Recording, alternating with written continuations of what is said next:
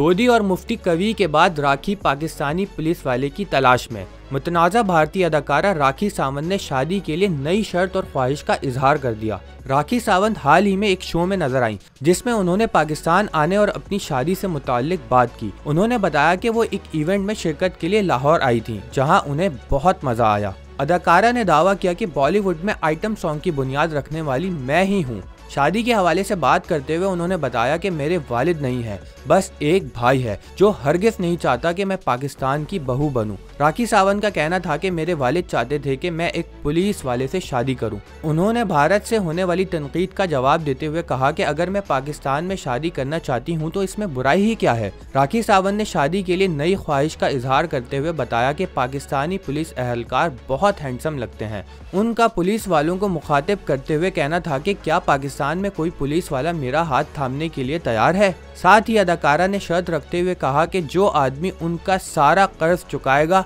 उन्हें इज्जत देगा, वो उससे शादी करेंगी।